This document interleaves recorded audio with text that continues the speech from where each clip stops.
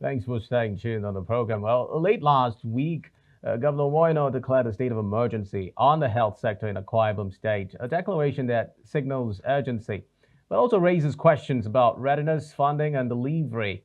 Today, we'll be unpacking the implications of that announcement and what it could mean for the state's healthcare system going forward, while also generally appraising the health sector in Akwa Ibom State. So, joining us on the program consultant medical microbiologist, your University of Uyo Teaching Hospital, Dr. Agantem Ekuma. Thank you for joining us, Doctor. Looking at Yeah, thank the you for having me. we're looking at the recent declaration of state of emergency on the health sector, and first we'd like to understand what really led to this and what exactly does this mean for the Akwa Ibom people. Wow. Sorry, I didn't hear clearly, but I guess your question is what led to the declaration of the state of emergency? Yes. Okay, so yes, while I wasn't present at the declaration, but my guess is that there was a viral social media post about a mortality that occurred in one of the hospitals in the state. And I think that may have brought to light some of the issues in the health sector, which must have prompted His Excellency the Governor to make that declaration. Yes, that's my understanding. Okay, so then what would this declaration now mean for the people of the state in terms of their health?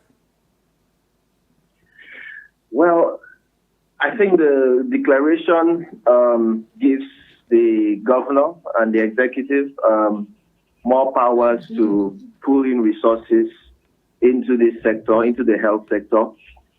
And so I think it's going to be like a good way to pull in resources into this sector to fix all the challenges that may exist in the sector. And I think that it's going to be a good development for all in the states in terms of healthcare. Okay, and besides just what this means, over time we've had some, or recently we've been having some cases, some issues in the health sector, one of which was the Ekuma incident, and we also get to hear of the search for some medical personnel, which the state government had sponsored. All of this put together, are there some loopholes which the health sector is still grappling with that possibly affecting some or bringing to limelight some of these issues? I think the challenges in the health sector are complex.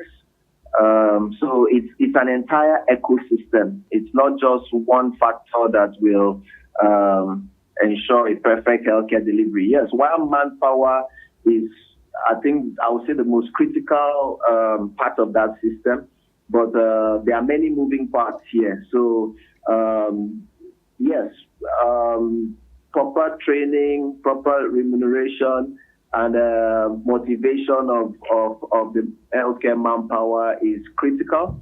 And I think that is where this emergency seems to be going towards, putting in more manpower and that. So, but I think the government needs to look very critically into other factors that are coming to play, and that will help. So yes, there have been a lot of programs. I think we heard about an ambulance service and many other innovative solutions that the government has brought into place. But I think proper coordination of all these factors will help to improve manpower. And just to add in more things, so these cases happen from time to time. This type of sad incidences happen, and each of them needs to be investigated and a cause established so that measures can be put in place to prevent a repeat. But I think building the system will help to minimize these cases. But everywhere in the world, these type of incidences, as sad as they are, can occur. All right, well, Doctor, you're a microbiologist and you understand the importance of management of infectious diseases. Now, when you look at Akwa Ibom State and its response would you say that the state is doing remarkable work, or there's still more to be done? Okay, yes. As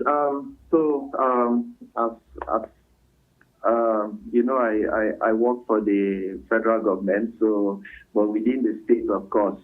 But I'm aware that there is a robust system for responding to infectious disease, particularly outbreaks. So yes, I have been part of the response a few times. So I know that there is a robust system for response to outbreaks of infectious diseases. We've had a few this year and over the years. So there is a structure in the State Ministry of Health, under the Public Health Service, which responds rapidly, and they are also supported by federal and international agencies. So I think that there is a strong and a good system that is in place. However, there's always room for improvement, and I think more investment needs to be put into that. For instance, the state has very well equipped laboratory services, but keeping them up and going. When we have these outbreaks and when they end, in between one outbreak and another, your system needs to be maintained so that it is ready to respond when the next outbreak comes. All right. So I think those are some ways and some measures that can be put in place to strengthen that system, which is already in existence. All right, Dr. Agantem. As we give you a parting short question, I'll pick your brain on still on this declaration of state of emergency. I just want you to give us a parting shot regarding what you feel this should be used for as the state embarks on the state of emergency in the health sector. What possible best outcome can come out of this if it is effectively managed? Yes, I strongly believe good outcome. A good outcome will emerge from this state of emergency. So it should be an opportunity while bringing in more manpower into the sector. It also provides an opportunity for us to review all our processes and every single part of this chain, this response chain, like I've mentioned, the human personnel, the personnel angle, the structural angle, equipment, laboratory services, even public health measures. I think it's an opportunity for us to look very critically at this sector, find where the loopholes are, right, and address each of them, and that will definitely bring a good outcome in the sector. Thank you very much. Consultant medical microbiologist, University of Uyo Teaching Hospital, Dr. Agantem Ekuma, for speaking to us in Niger Delta today. We appreciate your views on the program.